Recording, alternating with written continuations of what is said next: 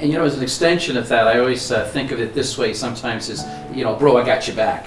Whether it's for better or worse, it's the community and the support. At the same time, I always find that's the blessing. And again, I think it's Brother Pat said, the blessings are our challenges. How to shift from the me-centeredness of the world today, and it's all about me and how do I feel and what I'm going, what I'm doing, and so forth. To shift that I have to be here for others. First for my brothers in community, and then for the people that I'm ministering to. It's not about me.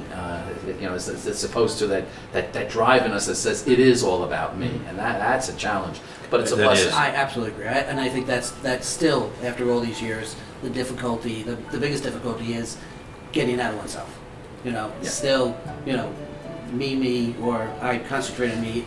Being in a community of brothers forces you out, forces you to consider the others. Right. There's always that. Whether they're their brothers, or your students, or their parents, or whatever aspects would bring you out of yourself. And there's no better way than living in a community of 20 people. We'll help you along the way. Yes. There's always that voice inside of you clamoring, screaming, me first and everyone else, everything else, even God second. And so, like, subduing the ego for me is the biggest challenge. And you get back to the cross scene that I mentioned before. That's the whole message of Jesus on the cross is, Father, into your hands I commit. It's not thy will, not my will be done. And that's when he commissioned us. That's the message. And that's the witness is a selfless love. And that's a challenge. Mary says, do whatever he tells you, not do whatever I say. That's the hard part. But there are such blessings that derive from that. I mean, as I was thinking about the blessings, I've been blessed to enter into a relationship with God that I think is far closer than I would have had if I did not become a brother.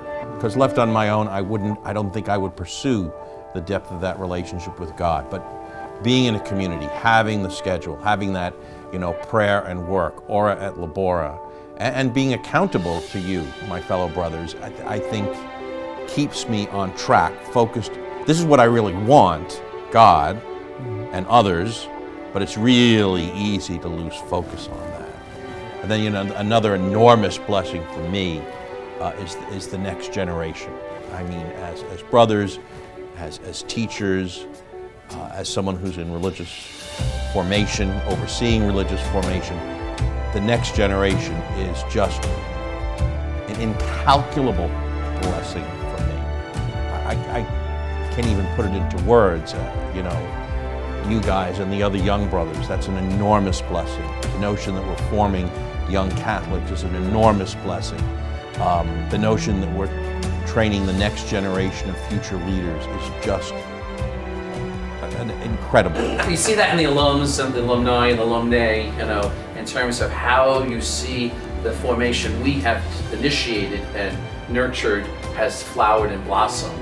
Jesus says you sow the seeds and he'll see the rewards, and you see that in generations after. Say this is making a difference. Right. Right back to that idea of community. The Marianist family starting here on Long Island and growing out to the whole world, and impacting the whole world in a positive way. And I think the only thing I would add too is when we talk about witness, sure, we offer a witness, but the witness is all the older brothers so many times give us that, I can do this, and I can do this for as long as God asked me to, and I think that's for life, and I think that's what's amazing. So it's both ways. That's wonderful, and I think it all boils down to that opening thought that we had, that Blessed Chaminade had this vision over 200 years ago, but it is still vibrant. It's still making a difference. It's still something that we would be overjoyed to invite young people into.